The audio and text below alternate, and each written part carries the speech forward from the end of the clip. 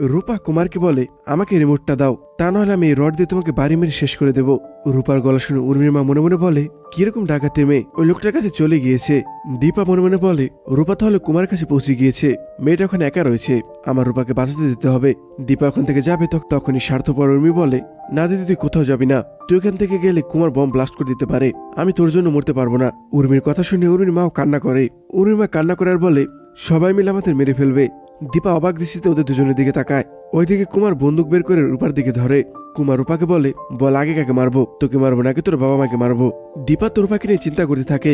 দীপা আবারও বলে, মেয়েটা আমার ওখানে একা রয়েছে। সূর্যের বাবা বলে, ওর তো এখন কণ্ঠ শোনা যাচ্ছে না।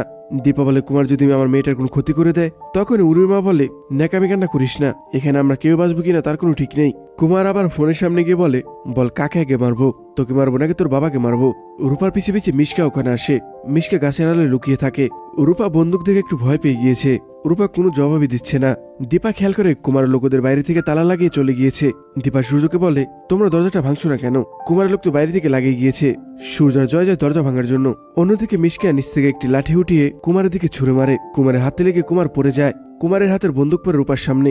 মিশকা রূপাকে বলে, বন্দুকটা উঠিয়ে নাও, আর এই শয়তানটাকে শেষ করে ফেলো। তুমি যদি ওকে শেষ না করো তাহলে ও তোমাকে শেষ করে ফেলবে। রূপা কুমারের বন্দুক নিজের হাতে তুলে নেয়। কুমার ভয় পেয়ে যায়। কুমার রূপাকে বলে, বন্দুকটা আমাকে দিয়ে দে, বন্দুকটা খেলার জিনিস নয়। মিশকে শুধু একই কথা বলতে থাকে, গুলি করে দে ওকে, তা নাহলে তোর পরিবারকে শেষ করবে। রূপা মনে মনে বলে, আমি খুন করতে চাই না, আমি মায়ের কাছে যাব, আমি পুলিশকে সবটা জানাবো। মিশকে ফোন বের করে ভিডিও করতে থাকে। মিশকে মনে মনে বলে, যে করে হোক রূপাকে রাজি করতে হবে কুমারকে গুলি করার জন্য। রূপা আবার মনে মনে বলে, আমি কুমারকে শুট করব, কিন্তু প্রাণে মারার জন্য নয়। মিশকা নিজের বন্দুক বের করে আর ফোনটা এমনভাবে রাখে যেন শুধু রূপাকে দেখা যায়। মিশকার পর কুমারকে মারার জন্য গুলি করে। রূপাও তখন গুলি করে।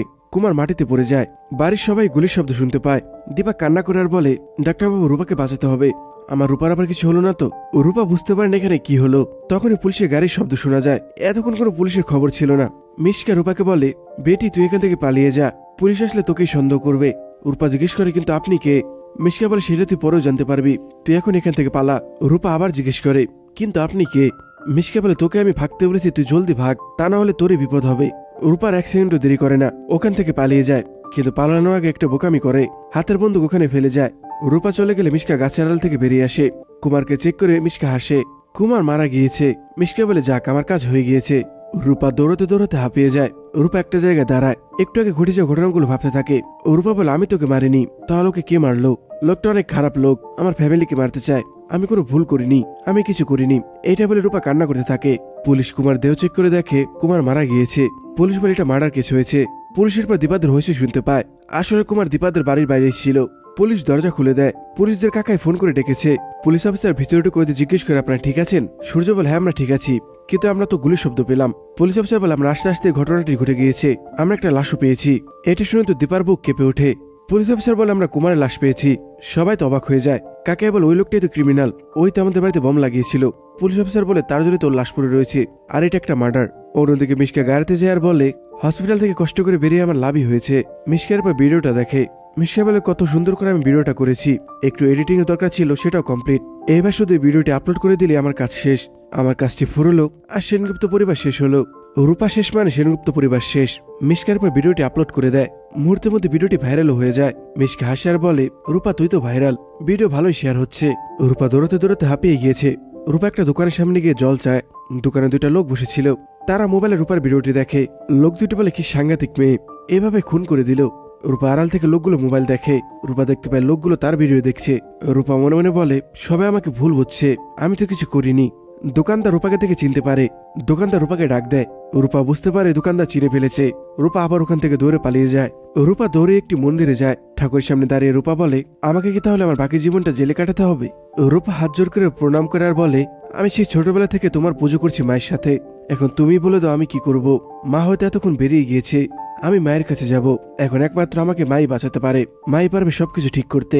রূপা কান্না করার বলে, আমি আসছি মা তোমার কাছে, তুমি প্লিজ আমাকে ভুল বুঝো না, তুমি আমাকে বাঁচিয়ে দিও। আমি জানি একমাত্র তুমি আমাকে এখন বাঁচাতে পারবে। আমি কুমারকে মারিনি, কুমার কিভাবে মরল আমি সেটাও জানি না, আমি আসছি তোমার কাছে। মিশকা আবার ঠাকুরের সামনে হাত জোর করে বলে, প্লিজ তুমি আমাকে রক্ষা করো। ওইদিকে মিশকা আবার হসপিটাল পৌঁছে গিয়েছে। মিশকা জানলার ফাঁক দিয়ে দেখে তার রুমে কেউ রয়েছে কিনা। মিশকা দেখে রুমে কেউ নেই। মিশকা বলে, তাহলে কেউ আসার আগে আমাকে ভিতরে ঢুকতে হবে। মিশকা খুব কষ্টে জানলা দিয়ে ভিতরে ঢুকে। জানলা দিয়ে ঢুকতে গিয়ে মিশকা পড়ে যায় ফ্লোরে। তখনই ডক্টর ভিতরে ঢুকে। ডক্টর নার্সকে বলে, নার্স জলদি ওনাকে উঠাও। নার্স মিশকাকে উঠিয়ে বেডে শুইয়ে দেয়। ডক্টর ভাবে মিশকা হয়তো হাঁটার চেষ্টা করতে গিয়ে পড়ে গিয়েছে। নার্স মিশকাকে জিজ্ঞেস করে, ম্যাডাম আপনি ঠিক আছেন তো? মিশকা বলে, আমি আগের থেকে ঠিক আছি, আমি যে মেডিটেশন করছিলাম তখনই পড়ে গিয়েছি। মিশকা এমন অ্যাক্টিং করে যেন ও হাঁটতে পারছে না। ডক্টর মিশকাকে জিজ্ঞেস করে, আপনি ওখানে গেলেন কিভাবে? মিশকা বলে, আমি মেডিটেশন করছিলাম, কোন ঘরে যে চলে গিয়েছে আমি নিজেও জানি না, এমনিতেও তো আমার পায়ে কোনো সার নেই। ডক্টর বলে, দেখুন এটা আপনার জন্য ভালো হয়নি, আপনার তো ভালো মন্দ কিছু হতে পারতো। ডক্টরের কথা শুনে মিশকা ইমোশনাল অ্যাক্টিং করে বলে, আপনারা তো আছেনই, আমার কি হবে? আর আমার যদি কিছু হয়ই আমার জন্য কে কষ্ট পাবে? আমার তো কেউ নেই। ডক্টর বলে, ঠিক আছে আপনি রেস্ট করুন, আমরা এখন আসছি। ডক্টর আর নার্সের পর রুম থেকে বেরিয়ে যায়। ডক্টর আর নার্স বেরিয়ে গেলে মিশকা উঠে বসে। মিশকা জানালা থেকে পড়ে পায়ে অনেক ব্যথা পেয়েছে। মিশকা বলে, পায়ে অনেকটা লেগেছে, কাকু তো কিছু বলতেও পারবো না। ব্যথার মধ্যে মিশকা হাসি আর বলে, দীপা এখন তুমি কি করবে? আমাকে তো সারা জীবনের মতো অপরাধী বানিয়ে দিয়েছো, কিন্তু আমি তো তোমার মেয়েকে খুনি বানিয়ে দিলাম। ওইদিকে পুলিশ সূর্যদের বাড়ি থেকে বেরোতে দিচ্ছে না। সূর্য পুলিশ অফিসারকে বলে, স্যার সকাল থেকে সন্ধ্যা হয়ে গেল, এখনো মেয়েটার কোনো খবর নেই, আপনি আমাদের বেরোতে দিচ্ছেন না, আমাদের তো মেয়েটাকে খুঁজে বের করতে হবে, প্লিজ আপনি একটু বোঝার চেষ্টা করুন। দীপা হাত জোর করে কান্না করে আর বলে, আমার মেয়ে কাউকে খুন করতে পারে না, প্লিজ আমাদের বেরোতে দিন। পুলিশ অফিসার বলে, দেখুন আপনাদের মেয়ে এখন সাসপেক্ট, আমাদের ধারণা মেয়েটি এখানে আসবে, তখনই আমরা মেয়েটিকে ধরবো। এখন যদি আমি আপনাদের বেরোতে দিই তাহলে তো এখানে আর আসবে না, যদিও আমাদের লোক ওকে খুঁজছে। তাই আমি আপনাদের কাছে রিকোয়েস্ট করছি, আপনারা আমার সাথে একটু কোঅপারেট করুন। আপনাদের মেয়ে যদি খুনি না করে থাকবে তাহলে পালালো কেন? ও যদি কোনো ভুল করে থাকে তাহলে আপনাদের কাছে ফিরলো না কেন? কাকাই বলে, আপনি এসব কি বলছেন? ও একটা বাচ্চা মেয়ে। পুলিশ অফিসার বলে, বাচ্চারা কি খুন করতে পারে না? ও কুমারকে খুন করেছে, ও একটা ক্রিমিনাল। দীপা চিৎকার করে না বলে। দীপা বলে, আমার ওইটুকু মেয়ে এসব কিছু করতে পারে না। কাকাই বলে, ও যদি করেও থাকে নিজের প্রাণ বাঁচানোর জন্য তাহলে কোটা অপরাধ হবে নাকি? স্বার্থপর উর্মি আবার নিজের স্বার্থ দেখে। উর্মি বলে, ওইটুকু মেয়ে না ছাই, ও এমন কিছু নেই যে করতে পারে না। দীপা উর্মিকে ধমক দেয়। দীপা বলে, উর্মি তুই চুপ কর। সূর্য বলে, এত বেশি কথা বেরোচ্ছে কিভাবে? তোমরা বেঁচে গেছো এর জন্যে? কাকাই বলে, আচ্ছা রূপা যদি কিছু করেও থাকে তাহলে সেটা করেছে পরিবারকে বাঁচানোর জন্য। পুলিশ অফিসার বলে, আপনারা চুপ করুন, আপনারা যদি আর একটা বেশি কথা বলুন তাহলে আমি সবাইকে থানায় নিয়ে যাব। এসব কথা রূপা জানলার বাইরে দাঁড়িয়ে সব শুনতে থাকে। পুলিশ অফিসার কথা শুনে উর্মির মা বলে, এই বুড়ো বয়সে আবার জেলে যাব নাকি? আপনারা সবাই একটু চুপ করুন। সূর্য আবার বিরক্ত হয়ে বলে, আপনি চুপ করুন। তার আগে দীপা কঠিন গলায় অফিসারকে বলে, আপনার আগে আমার মেয়েকে খুঁজে বের করুন, আমি আপনাকে কথা দিচ্ছি আমি নিজে আমার মেয়েকে আপনাদের হাতে তুলে দেব। এটা বলে দীপা কান্না করতে থাকে। ওইদিকে রূপা তো এটা শুনে ভুল বুঝে দীপাকে। রূপার মন ভেঙে যায়। রূপা একাই বলতে থাকে, মা ভাবে আমি কুমারকে মেরেছি, শেষ পর্যন্ত মাও ভাবে আমি খুনি, আমি ধরা দেব না, মা আমাকে বাঁচাতে পারবে না। এটা বলে রূপা ওখান থেকে পালিয়ে যায়। সূর্য দীপাকে বলে, দীপা তুমি সব কি বলছো? আমার মেয়ে খুন করতে পারে না, সে জায়গায় তুমি বলছো ওকে পুলিশ দিয়ে ধরিয়ে দিবে। দীপা বলে, আমি ওকে জন্ম দিয়েছি, আমি ভালো করে জানি আমার মেয়ে কি করতে পারে, আমার মেয়ে অন্তত এই খুনটা করতে পারে না। কাকাই বলে, আমরা এটা বিশ্বাস করি, কিন্তু তার আগে তো রূপাকে খুঁজে বের করতে হবে, সত্যিটা তো জানা দরকার। কিন্তু রূপা কোথায়? সূর্য বলে, জানি না কাকাই, মেয়েটা যে কি অবস্থায় রয়েছে সেটাই বুঝতে পারছি না, আমার মাথা কাজ করছে না। সূর্য আবার পুলিশ অফিসারকে বলে, প্লিজ আমাদের তো এখন যেতে দিন। পুলিশ অফিসার আবার বলে, না সেটা সম্ভব নয়, আপনারা প্লিজ আমাদের সাথে কোঅপারেট করুন। সূর্য বলে, আর কত কোঅপারেট করব? আমাদের হেল্প করাটাকে আপনাদের কোঅপারেটের মধ্যে পড়ে না? পুলিশ অফিসার বলে, দেখুন কারণ যেটাই হোক আমাদের সন্দেহ খুনটা আপনাদের মেয়েই করেছে। উর্মির মা পুলিশকে বলে, এ মেয়ে সব করতে পারে, এ মেয়ে খুন করেছে, আমার এটাই মনে হয়। উর্মির মায়ের পর জয়কে বলে, কি হলো জামাই তুমিও বলো। জয় পুলিশ অফিসারকে বলে, আমার মনে হয় রূপা খুন করেছে, রূপা একটু ডেসপারেট টাইপের। দীপা বলে, ডেসপারেট হলে কি খুন করবে? আমি বুঝি না, এত কিছু হওয়ার পর এরকম স্বার্থপর মানুষদের সাথে সূর্য দীপা কিভাবে থাকতে চায়। সাক্ষ্যদীপী ঠিক কথা বলেছিল, সূর্য দীপার ভালো মানুষের জন্য মেয়েগুলোকে শাস্তি পেতে হবে। পুলিশ অফিসার বলে, ও যদি সেলফ ডিফেন্সে গুলি করে থাকে তাহলে পালালো কেন? সূর্য কি করবে বুঝতে পারছে না। সূর্য বলে, রূপামা তুই কোথায় গেলি? সবাই ভাবছে তুই পালিয়ে গিয়েছিস, তোকে আমরা খুঁজতেও পারছি না, আমাদের বেরোতে দিচ্ছে না, আমরা এখন অপারক, কিছুই করতে পারছি না। বাবা হয়ে আমি ফেল করেছি, আমি যেতে পারছি না আমার মেয়ের কাছে, আমি আমার মেয়েকে রক্ষা করতে পারলাম না। সূর্য অনুতপ্ত ফিল করতে থাকে। এটা শুনে সোনা সূর্যর কাছে গিয়ে বলে, বাবা তুমি এসব কথা কি বলছো?